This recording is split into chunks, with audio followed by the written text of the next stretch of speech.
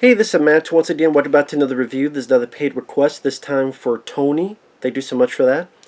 And for those interested in requesting pretty much any type of videos, topics, reactions, reviews, re-reviews, randomness, out of the blueness, whatever it may be, feel free to send it either directly to my PayPal or join my Patreon.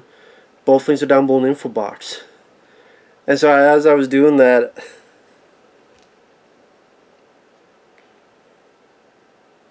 this movie is a hoot. This movie is a fun B movie. I would say this: be careful watching the trailer, because the trailer is one of those trailers that gives everything away.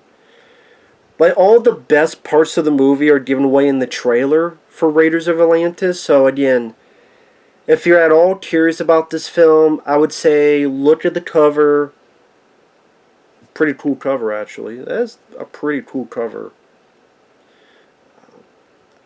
If you want to watch the trailer, again, all the best parts are given away in the trailer.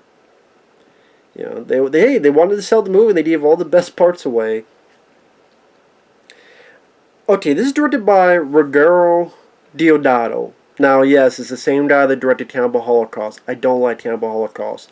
But, in my opinion, I think this is a much better, definitely more entertaining film than that movie. You know, there's no BS. That was in two very different films. I mean, you might as well say this is a completely different type of director.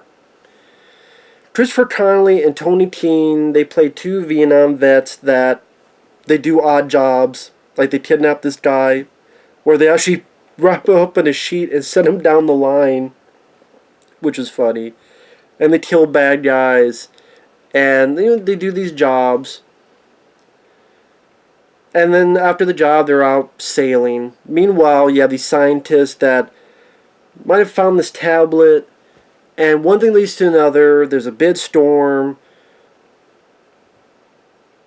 The submarine that these scientists were a part of, it gets fucked up. They get found by our lead characters, and then they all get onto this island. Well, on this island, it's been taken over by these bad guys who look like they came straight out of Mad Max or Steve in New York. And those type of punks. And I will say, it's a little bit slow to start with. To be fair, it's a little bit slow to start with. Like, after the initial opening, there's about 20 minutes of, okay, where's this movie going? But when it got to like 25 minutes in, and they get to the island, the movie is fun B-movie sailing from there. Because you have the kind of creepy atmosphere of a town in this island full of dead bodies, and there's like this kind of a creepy shot of a hanging body in a sheet that kind of just hidden this jukebox. And then this is where you get like your Steve from New York, Warriors of the Wasteland, Warriors of the Lost World, the Bronx Warriors, that Italian post-apocalyptic type of punk movies, like those type of bad guys. And the main bad guy wears a crystal skull. So before Indiana Jones and Kingdom of Crystal Skull, this guy wore a crystal skull. And there's lots of gunfire and grenades and Molotov cocktails and a big body count. Not a lot of gore. There's a little bit of gore. A little bit. There's a good decapitation by wire. There's someone gets shot in the mouth with an arrow, although the dummy is very obviously a dummy. But maybe you get some fun on a different level with that. There's some shotgun fun. Christopher Connelly, he's the main bad guy in another film I enjoy, Strike Commando with Reb Brown. He's the main bad guy in that. He's been in other Italian films. I liked him. I thought he had the right voice. Yes, it's dubbed, but at least he dubbed his own voice. I also like Tony Keane. He's a black guy who doesn't die. And he's actually, he's a good support for those two They have a couple decent, fun little bits of banter, and they both kick ass, which was nice to see because the plot is ridiculous as all hell because there's a part where they get on a chopper and they get to another island, and the island is the remnants of Atlantis because apparently the fucking sub, the radiation from the sub, Atlantis went into the water and it made it rise out of the water. Here's what people don't understand about me. I can enjoy a film where there's stupidity involved or the plot doesn't make sense. But you gotta generally give me, like, people I can root for, people I can get behind,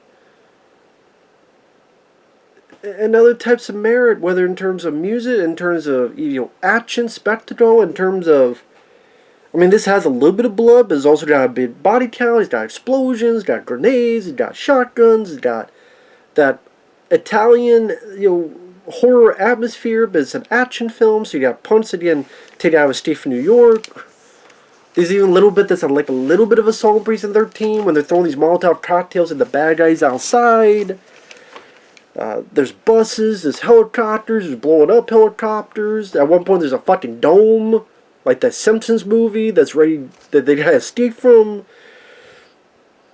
There's a fucking trap room with lasers shooting at our heroes. And almost gets put into a fucking spinning fan. Fist fights. There's a lot of stuff in this film. I would not mind picking this up on Blu-ray. I think it did get a Blu-ray recently. I would like to pick this up, actually. It would be a fun film to have for the collection. Like I said, after the first... Again, I didn't mind the opening, but again, then it gets a little bit slow. When it's about 20-25 minutes in, I think it's a fun B-movie time. It's a fun B-movie. It's like Strike Commando. That's a fun B-movie. And I can enjoy B-movies. But again, I need someone to root for, not despise. I think it's a lot of times with these B-movies nowadays. Everything I've heard about the new Chainsaw Massacre film, I found this with Halloween Kills, I found this even with Scream 5, or these movies, you might as well call them B-movies, slasher movies.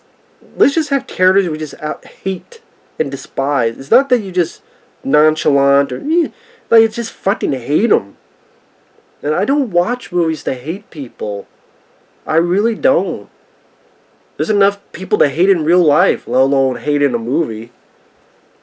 If it's one thing, if it's the villain, sure, but I mean, in escapism, I want people to root for in a good versus evil story. God forbid.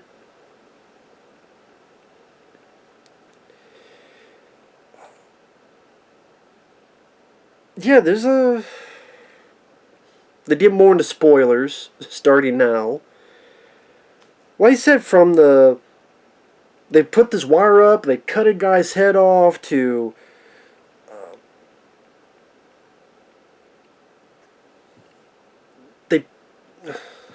I pretty much said it all. I mean, again, the bad guys keep coming. They thankfully... I don't know why this island has so many fucking guns. There's more guns in here than the military, than the Army, the Navy, the Marine, and the Air Force. There's more guns, but the positive, because you get some plentiful amount of gunfire and body count.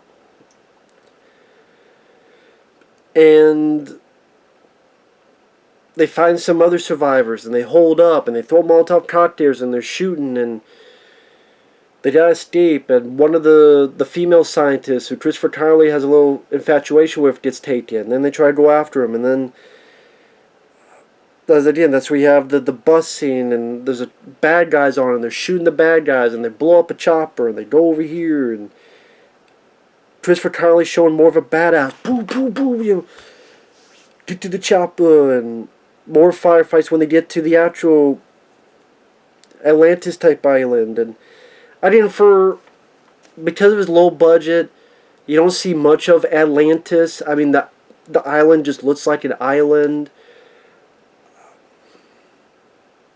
the one bits is like when the woman that they've taken is being controlled. I guess for some reason they took the time to like dye her hair or mousse her hair, grease her hair, and put makeup on her. And what do they really want with her to take all this fucking time? And they want to come back, but then what's stopping them? And oh, we found the beach, the sub that some of us were on. I'll go in, I'll mess with the radiation, and that'll make the island sink. I don't fucking know. Or Christopher Connelly goes with this other guy, and somehow, off-screen, Christopher Connelly built this spike trap you would see in Fiat fucking Nam. I don't know where he got the supplies and how the hell he built that, but okay. Oh, conveniently, we found this tablet. Oh, it's acting like a beacon, so we know where to go. Just pull some bullshit so the plot moves fast. Here's some caves, so it's a little bit like Indiana Jones, and Christopher Connelly fights the bad guy with the crystal skull. I like the shot where Connelly gets the gun and hits the guy in the face, and this up close where you see it shatter, and because it shattered, fucked up the guy's face. I liked that shot. And Tony Keane, and he's the black guy, he doesn't die. He's not, a useless character. He's good support for Connolly's character.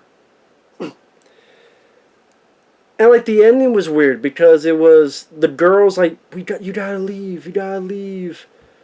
So our two leads are leaving, and then when we get to the chopper, the girl was there. How the hell did the girl get there? And then I thought, oh, it's gonna be like some downbeat ending. No, I guess maybe the people in Atlantis, they said, fuck it, we lost. Here you go. Here's your prize. Thanks for bringing our thing down. Adios, muchachos. And even the song is kind of catchy. Black Inferno, la, la, la, la, la, la, la. For some reason, I keep thinking I want to say Disco Inferno. Disco Inferno, la, la, la, la. It was fun. Like, this is the type of B movie. If you don't make B movies, then make a goddamn B movie. That's what I'm talking about. Make a Maximum Overdrive. Make a Raiders of Atlantis. Don't fuck around doing fucking Halloween Kills and this is for Black Lives Matter. We don't do about Confederate flags and we don't do cancel culture and we're just saying no, just fuck off. This movie, it's not like out of the blue. This movie let's talk about racism. Let's talk about the taxes. Let's talk about the poor people and the homeless. Let's talk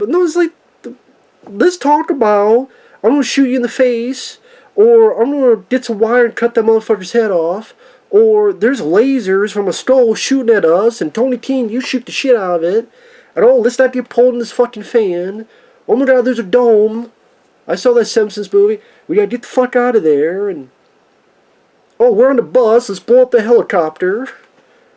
And again, Christopher Connelly, Tony Keane worked well for what they needed to do. I liked them. I rooted for them. I'm not saying they're the next, Nick Nolte and Eddie Murphy 48 hours, but they were like for what they needed to do. And at the end, it was a fun hoot and a half to watch and have fun. Guess what? A lot of times that is what I want in the film, is to have fun. I guess we all have our different versions of having fun. Raiders of Atlantis done on probably $1.25 with 75 cents to spare. After the first 20-some minutes, at least there was some fun to be had. It was decent, pretty decent B movie. Again, a lot of it doesn't make sense. The budget is cheap. But there's gumption there, man. They knew at a point, fuck it. Give them a big buy count, shoot the shell out of people. I wish there was more actual squibs we could see. That would have made it the cherry on top, but overall, I didn't mind it. Did not mind it at all. That was fun for what it needed to be. But like I said, if you watch the trailer, you pretty much saw the entire movie and you saw all the best bits. So that'd be up to you. So Black Inferno. Now I got that song stuck in my head. So with that said, thanks for watching. Take care, and we'll see you guys later. Bye bye.